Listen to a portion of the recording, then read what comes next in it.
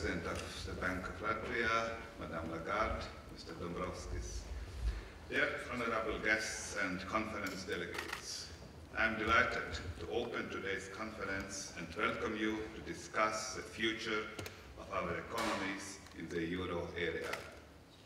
It's a great honor for me to speak to such a distinguished audience here today. 2022 is a special year for Latvia. This year we celebrate 100 years of the three pillars of Latvia's sovereignty.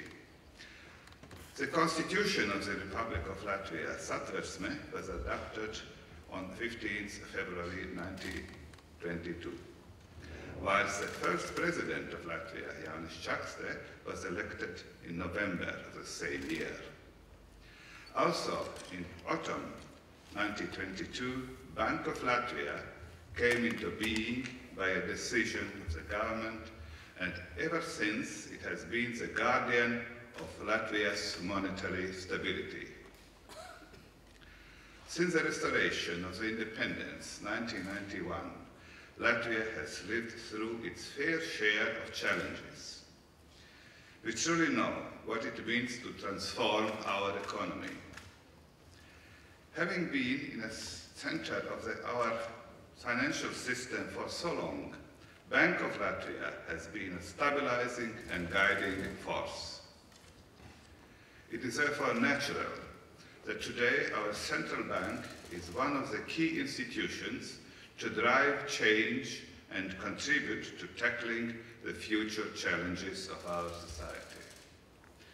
Climate change and transition away from the fossil-based economy being the biggest of them all. Madame Lagarde, we are glad to welcome you in Riga once again. During your visit 2012 as the Managing Director of the International Monetary Fund, you encouraged Latvia to join the Eurozone. You quoted the great Latvian poet, Jānis Rainis, "Those who change will endure." And I am happy to say today that your encouragement seems to have worked, as Latvia is a member of the Euro area already for 8 years. Together with our European partners, we are now focusing on common goals and shaping the policies in the increasingly complex modern economies. We recognize the need to invest our trust in European Union's institutions and structures to have the ability to respond to the fundamental needs of our citizens.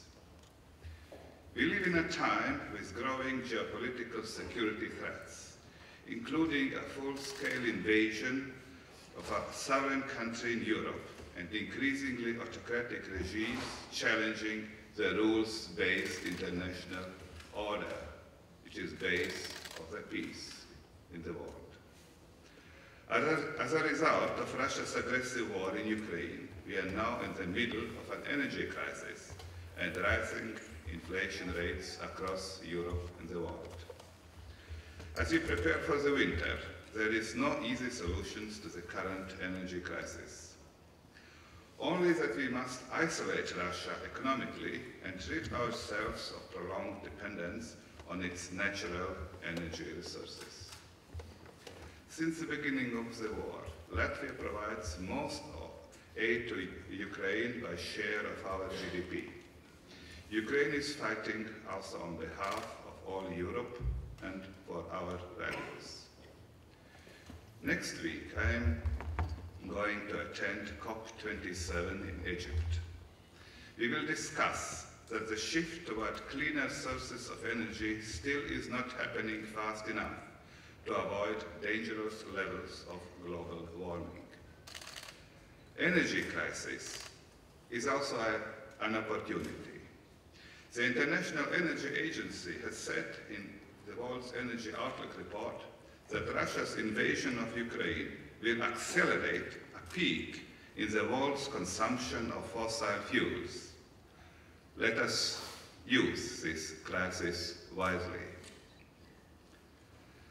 I am glad that the Bank of Latvia advocates a more comprehensive inclusion of sustainability objectives in monetary politics.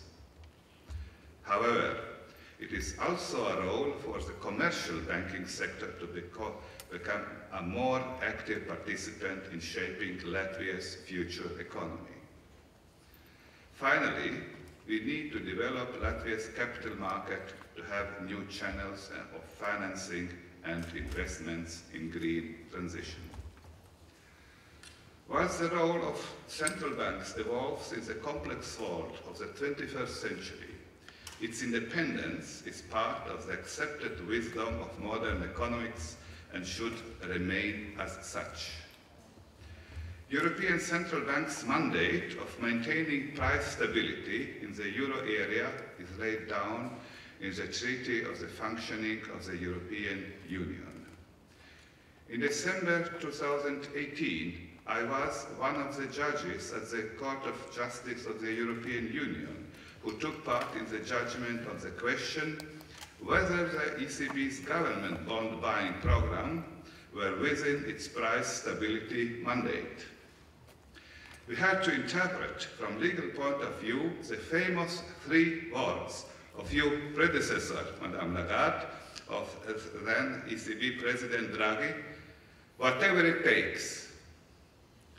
These 3 words saved Europe. But the question was whether this statement was within the mandate of ECB. In the judgment, we confirmed the independence of EGP and the wide margin of appreciation of its mandate. This ruling was later controversially contested by the German Federal Constitutional Court, with implications extending well beyond the issues of monetary policy. This controversy, which was later solved, shows that the benefits of central bank independence from political interference are undeniable. Politics on both European and national level should preserve it and respect it. In Latvia, irrespective of economic and political cycles, Bank of Latvia can use its independence and analytical expertise to shape the public debate and overall decision-making culture. The European Central Bank runs a single monetary policy for 19 European countries, soon to be 20, which have their own fiscal policies and own appreciation of fiscal discipline. How will the current level of inflation affect the ECB's fiscal monetary policy mix? In short, we do not know yet. However, more than before, we need European Union governance structures and institutions that provide adequate and effective crisis responses. Many topics of today's conference will be about the future financing and transition towards greener economies. I consider the digital transformation of our societies as one of the most important tasks. The digital space has become a vital part of our lives, especially after global pandemic lockdowns. It has enormous potential to contribute to the sustainable development of our economies. In Latvia, we support innovative and proven digital solutions that promote the efficiency of public administration, public participation in decision-making, and the creation of new economic opportunities. To protect the strategic autonomy of European payments and monetary sovereignty, European Central Bank is working on introducing a digital euro in the near future. However, to ensure that citizens can continue to trust our currency, we must make sure that their privacy is prioritized in this process. Security threats in cyberspace are increasing. If the digital euro is introduced, the data collected should never be passed, never be given to the third parties and used for surveillance and tracking of citizens. Therefore, in parallel with technological developments, we should actively define new legal principles of governing of Internet, in order to avoid the risks and damages to citizens' rights and freedoms. In my firm opinion, that only when all the issues of privacy, the danger of possible spying, tracking, and controlling of people are answered in consistency with citizens' rights and the rule of law, we can go on with creation and introduction of digital euro. Ladies and gentlemen, the euro is shared by over 340 million Europeans. However, we share more than a single currency. We share common values, laws, and interests, which must be defended at all times. The European Union's strength is in close cooperation amongst ourselves, with our transatlantic and like-minded partners in the world. We are changing together, and we will endure together. I wish you all successful conference and fruitful discussions. Thank you.